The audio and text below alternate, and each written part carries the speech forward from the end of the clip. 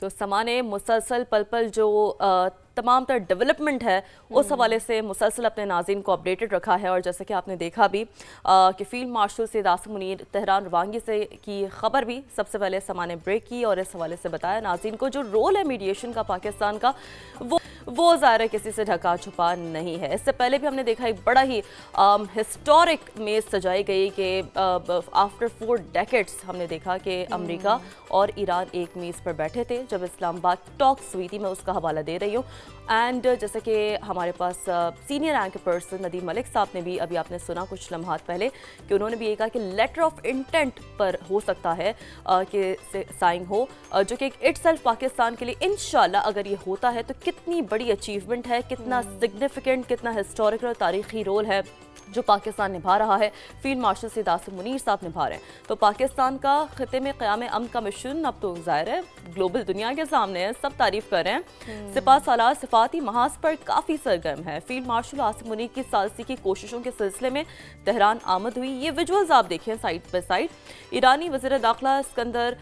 مومنی نے پرتپاک استقبال کیا، اس ویجولز میں نظر آ رہا ہے۔ فیلڈ مارشل سید عاصم منیر کی دورہ ایران میں بہت زیادہ کچھ اہم ملاقاتیں ہیں جو کہ شیڈیول کا حصہ ہیں، اور اب مذاکرات میں اہم پیش رفت بھی متوقع ہے۔ سیکیورٹی ذرائع کے مطابق فیلڈ مارشل سید عاصم منیر ایران کی اعلیٰ قیادت سے ملاقاتیں بھی کریں گے، تو ایک ٹاپ نوچ لیڈرشپ سے ملاقاتیں بھی ہوں گی۔ تو آپ کو اسی کے ساتھ یہ بھی بتا دیتے ہیں کہ ان ملاقاتوں میں مستقل جنگ بندی اور ایران امریکہ ڈیل کے حوالے سے تفصیلی تبادلہ خیال کیا جائے گا۔ یس، تو یہ ایک بہت ہی امپورٹنٹ صورتحال ہے، اور اسی صورتحال پر گفتگو کرنے کے لیے ہمارے ساتھ موجود ہیں تجزیہ کار عبداللہ حمید گل صاحب۔ عبداللہ صاحب بہت شکریہ دینے کے لیے، and very very good morning sir. Field marshal Asim Munir کے دورہ ایران کو آپ کس حد تک ایک غیر معمولی اور اہم سمجھتے ہیں؟ کیونکہ ظاہر ہے اسے انالائز کرنے کی جب ہم بھی کوشش کر رہے ہیں تو ایک ہی ہم یہ سمجھتے ہیں کہ ایک پریزیڈنٹ اور ایک بہت ہی اہم ترین ہسٹورک یہ دورہ ہے، اور اس میں اگر کچھ سگنیفیکنٹ چیزیں سامنے آتی ہے تو جو پاکستان کا رول ہے وہ اور کھل کر سامنے آئے گا دنیا کے سامنے۔ رحیم صبح بخیر، بہت بہت شکریہ۔ موسم کا سما آپ دیکھ لیں، میں مری میں ہوں اور اس ٹائم پہ جیکٹ پہنی ہوئی ہے، تو یہ اللہ تعالیٰ کی مہربانی ہے، یہ سما بندھا ہوا ہے سما کے ذریعے۔ اور عبداللہ صاحب اگر آج موسم خوشگوار نہیں ہوتا لاہور کا تو ہمیں تھوڑی سی آپ سے جیلسی ضرور ہوتی ہے۔ جی دیکھیے، میں فیلڈ مارشل عاصم منیر صاحب اسی طریقے سے جس طرح سے آج پر رونق دن ہے اور خوبصورت سما ہے، میرا خیال ہے کہ اسی طریقے سے پاکستان کے لیے خیر اور برکت، خوشحالی انشاءاللہ تعالیٰ یہ آنے والی ہے۔ فیلڈ مارشل صاحب جو وہاں گئے ہیں، ظاہر ہے پہلے 2 دن محسن نقوی صاحب جو ہے وہاں موجود تھے، اور ہفتے میں 2 دورے ان کے ہو چکے تھے، جس کے اندر اہم ترین ان کی جو ملاقاتیں تھیں، جہاں ان کی سول لیڈرشپ سے ملاقات ہوئی وہیں ان کی ملٹری لیڈرشپ سے ملاقات ہوئی، کیونکہ اس ٹائم پہ جنگ ہے، اور جنگ کے اندر ظاہر ہے کہ ایک ان کی جو ملٹری قیادت ہے اس کا اہم ترین رول ہے، خاص طور پہ ایرانین ریولوشنری جو ریپبلکن گارڈز ہیں ان کا ایک IRGC کا ایک بہت بڑا کردار ہے۔ تو ان کی لیڈرشپ سے ملاقات کے بعد فیلڈ مارشل صاحب وہاں تشریف لے گئے ہیں، اور میرے خیال میں کہ ایک معاملہ تقریباً طے پا چکا ہے۔ اس کے اندر ظاہر ہے آیت اللہ مجتبیٰ خامنہئی کی جانب سے بھی ایک سخت بیان آیا، جس کے اندر انہوں نے کہا کہ ہم اپنا یورینیم کسی صورت باہر نہیں جانے دیں گے۔ یہ تو ان کا میرے خیال میں فیصلہ ہے، لیکن اس کے ساتھ ہی ساتھ اگر ہم صدر ڈونلڈ ٹرمپ کی جانب دیکھیں، صدر ڈونلڈ ٹرمپ کے پاس وقت کی بھی قلت ہے، اور میرے خیال میں ان کے پاس کھونے کے لیے بھی بہت کچھ ہے۔ ایران کے پاس یقین مانیے کہ انہوں نے بہت کچھ گنوا دیا ہے، $270 بلین کا نقصان کوئی کم نہیں ہوتا۔ ان کی جانیں بھی گئیں، ان کا مال بھی گیا، ان کی جو ایک تیل کی تنصیبات تھیں ان کے اوپر نقصان پہنچا، انفراسٹرکچر کو نقصان پہنچا، لیکن اس کے باوجود وہ آبنائے ہرمز کے اوپر ایک مکمل کنٹرول رکھے ہوئے ہیں۔ اگر ایک طرف امریکہ جو ہے وہ وہاں باہر نہیں جانے دیتا تو ایران اندر نہیں آنے دیتا، یہ بڑی عجیب سی کیفیت ہے۔ لیکن اس سب کے اندر ہم یہ بھی دیکھتے ہیں کہ امریکہ زیادہ تر یہ دھمکی دے رہا ہے، میرے خیال میں جس طرح سے ماضی میں پاکستان نے یہ پریمپٹ کیا کہ جب تہذیب سے مٹانے کی بات کی تو پاکستان کے وزیر اعظم صاحب نے موقع کو سمجھتے ہوئے ایک میرے خیال میں ایکسکیوز پیدا کیا، اور ڈونلڈ ٹرمپ صاحب نے اس کو جو میں سمجھتا ہوں بڑے اچھے طریقے سے پاکستان کے ٹویٹ کو مقدم جانا اور سیز فائر 7 اپریل کو کر دیا۔ بالکل 7 اپریل عبداللہ کو حمید گل صاحب، بالکل سیز فائر ہوا، پوری دنیا نے دیکھا کہ پاکستان کی ثالثی کا کردار کس طرح سے ابھر کر سامنے آیا، لیکن جب بھی کوئی اچھا کام کرتا ہے تو ڈیفینیٹلی اس کو چیلنجز کا سامنا کرنا پڑتا ہے۔ پاکستان بھی اب بہت اچھا کردار ادا کر رہا، پوری دنیا دیکھ رہی ہے، تو پاکستان کے لیے سب سے بڑا سفارتی چیلنج ایک تو آپ کیا دیکھتے ہیں، اور دوسرا ایران اور امریکہ میں معاہدے کے لیے پاکستان کی سفارتی کوششوں کو آپ خطے میں ایک نئی اسٹریٹجک حیثیت کی علامت سمجھتے ہیں؟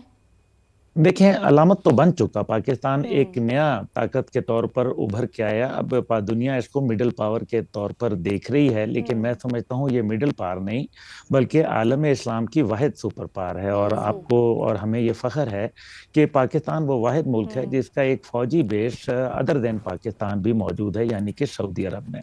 آج کی خوشخبری یہ ہے کہ کویت اور سعودی عرب نے یہ فیصلہ کیا ہے کہ وہ اب اپنے آئل ریزروز پاکستان کے اندر ایک بڑی تعداد کے اندر رکھیں گے، جس سے پاکستان کے معاملات کو بہت بہتر ہو سکتے ہیں۔ یہ ایک خوشخبری کی بات ہے الحمدللہ۔ اس کے اب آپ کو جہاں اسٹریٹجک فائدے آ رہے تھے وہیں اب آپ کو انشاءاللہ معاشی فائدے آنا شروع ہو جائیں گے۔ جہاں تک آپ نے بات کی کہ چیلنجز کے، دیکھیں چیلنجز ہوتے ہیں، آپ نے دیکھا نہیں کہ نیتن یاہو کو کتنی تکلیف ہوئی ہے، وہ یہ کہہ رہے ہیں کہ پاکستان کی سفارت کی وجہ سے امریکہ اور اسرائیل کے درمیان رکھنا پڑ چکا ہے۔ یہ پاکستان کی سفارتکاری کی میرے خیال میں ایک عظیم مثال موجود ہے۔ اسی طریقے سے بھارت کو جو ہے وہ تکلیف ہو رہی ہے، جس طریقے سے راجناتھ سنگھ نے پاکستان کے حوالے سے باتیں کہی ہیں، اس سے تو ان کی ان نروسنس جو ہے وہ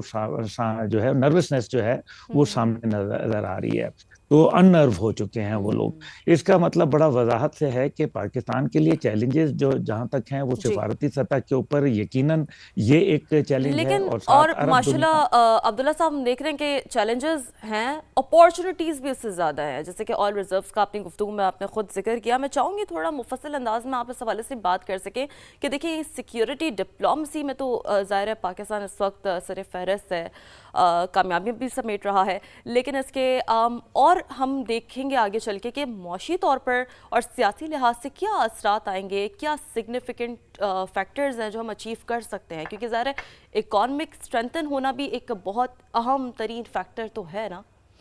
دیکھیں، اکانومی کا جہاں تک تعلق ہے یہ چند چیزوں پہ ڈیپینڈنٹ ہوتی ہے۔ پہلی بات یہ ہے کہ آپ کا محل و وقوع کیا ہے، دوسری بات یہ ہے کہ آپ کے پاس ریسورسز کیا ہیں، اور تیسری بات یہ ہے کہ آپ کے پاس ہیومن ریسورسز کیا ہیں۔ آئیے اس پہ ذرا نگاہ ڈال لیتے ہیں۔ اگر ایک طرف سینٹرل ایشیا کے 80% تقریباً دنیا میں جو نیچرل ریسورسز ہیں وہ سینٹرل ایشیا میں موجود ہیں، پاکستان اس کے بارڈر کے اوپر بیٹھا ہوا ہے۔ دوسری جانب جو ہے وہ گلف کے ریسورسز ہیں، آئل اور گیس کے، جو پاکستان کے بارڈر کے ساتھ لگ رہے ہیں۔ تیسری جانب جو ہے ساؤتھ ایسٹ ایشیا کے ہیومن ریسورسز ہیں، اور خود پاکستان میں 68.4% تقریباً الحمدللہ ایک نوجوان نسل ہے جس کو جین زی کہا جاتا ہے، اور ان کے لیے مواقع ہی مواقع ہیں اب۔ اور اگر پاکستان کے معدنیات کی بات کر لی جائے تو $6 ٹریلین کے ہمارے پاس صرف سندھ اور بلوچستان کے اندر معدنیات موجود ہیں۔ تو یہ آپ دیکھ لیجئے کہ ہم کہاں کھڑے ہیں۔ اچھا، پھر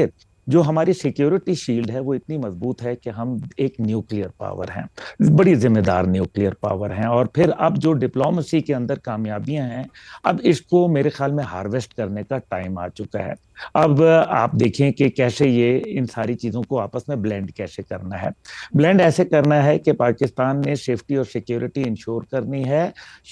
جو سی پیک ہے اور بیلٹ اینڈ روڈ انیشیٹو ہے اس کے لیے ایک انوائرمنٹ کریٹ کرنی ہے سیفٹی اینڈ سیکیورٹی کی، جس کے نتیجے کے اندر ہمارا جو بارڈرز ہیں اور خاص طور پہ ہمارے جو پورٹ ہیں، چاہے وہ گوادر ہے یا کراچی ہے، وہ انشاءاللہ تعالیٰ اپنے بلاسم کے اوپر ہوں گے، جس سے پاکستان کا جو معاشی پہیہ ہے وہ ایک مضبوطی سے چلنا شروع ہو جائے گا۔ دوسری امپورٹنٹ اس کے اندر بات جو ہے وہ آپ اگر دیکھیں کہ جہاں ہمارے تقریباً 6 اور ایسے ممالک ہیں جن میں سے ایک نان عرب ملک ہے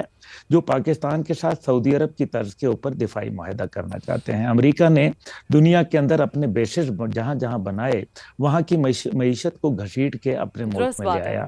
تو پاکستان میں جہاں اب یہ تمام انگریڈینٹس جن کا میں نے ذکر کیا، یعنی کہ آپ کے پاس ہیومن ریسورسز ہیں، نیچرل ریسورسز ہیں، آپ کے پاس بارڈر ہے، آپ کے پاس ڈیپ سی پورٹ ہیں، اب آپ مجھے بتائیں آپ کو کون روکنے کے لیے تیاری؟ اچھا یہ چلیں آپ اس کو چھوڑ دیں، ماضی کے اندر چلتے ہیں، ماضی کے جھروکوں میں جائیں تو پتہ چلتا ہے کہ ہم پاکستان ٹوٹ بھی گیا تھا لیکن آپ ایشین اکنامک ٹائیگر تھے، آپ کی اکانومی جو تھی وہ ساؤتھ کوریا سے، چائنا سے، انڈیا سے اور جاپان سے بہتر تھی، یو نو دیٹ. اور یہ آپ کا جو گروتھ ریٹ تھا تقریباً 6.4% تک جو ہے 1991 تک چلتا رہا. اس کے بعد ظاہر ہے دہشت گردی شروع ہو گئی، معاملات ہو گئے، مشکلات آ گئیں. عبداللہ صاحب کہ انشاءاللہ تعالیٰ ایک بار پھر پاکستان، ویسے تو سفارتی میدان ہو، ملٹری میدان ہو، اس میں تو سر فہرست ہے ہی، انشاءاللہ اکانومیکلی بھی جو چیلنجز اس پر ضرور قابو پائے گا. بہت شکریہ عبداللہ حمید گل صاحب ہمارے ساتھ موجود تھے اور بہت اچھا ڈسکشن رہا. Wish you a great day and a great weather. اسی کے ساتھ ہی جی ہم ایک بریک ہیں اور بریک کے بعد جب دوبارہ حاضر ہوں گے تو کچھ دیگر ایشو سے بات کریں گے. دیکھتے رہیے پروگرام خبر وحید.